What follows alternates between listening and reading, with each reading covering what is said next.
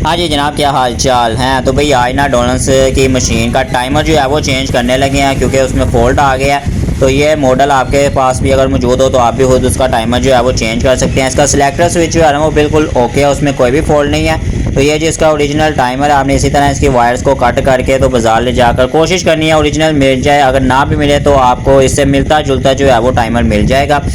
तो अब हमें भी मिलता जुलता ही मिला है, ओरिजिनल नहीं मिला। तो इसकी कलर कोडिंग जो है ना वो थोड़ी सी डिफरेंट हो सकती है वायर्स की। तो उसका कनेक्शन जो है ना वो बहुत ईजिली है, मैं आपको वो बताने लगा हूँ।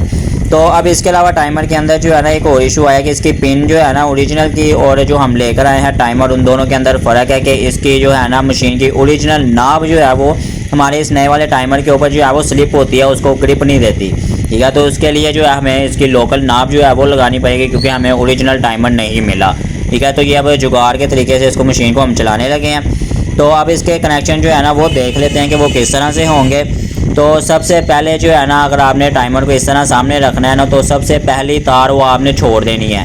ठीक है, वो आपके किसी काम की नहीं है इस मशीन के अंदर। और दूसरी तार जो है वो आपने दूसरी और तीसरी का साइज़ दोनों का एक जितना ही होगा।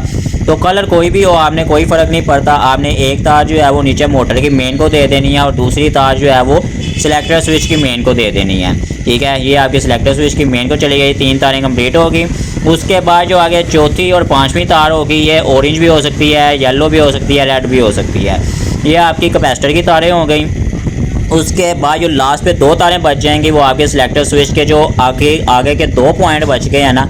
ठीक है, ये उन दोनों के ऊपर आप कोई भी आगे पीछे करके लगा सकते हैं, उससे आपकी मशीन पे कोई फ़र्क नहीं पड़ेगा। तो ये जी फाइनली हमारा जो है ना टाइमर इंस्टॉल हो गया है और हमारी मशीन जो है वो प्रॉपरली वर्क करना स्टार्ट हो गई है।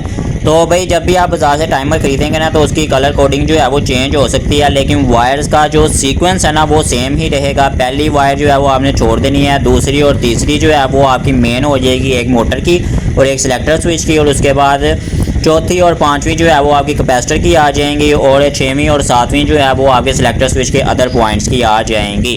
तो आप एज इट इज़ आप उसके कनेक्शन करेंगे तो आपके कनेक्शन बिल्कुल सही रहेंगे।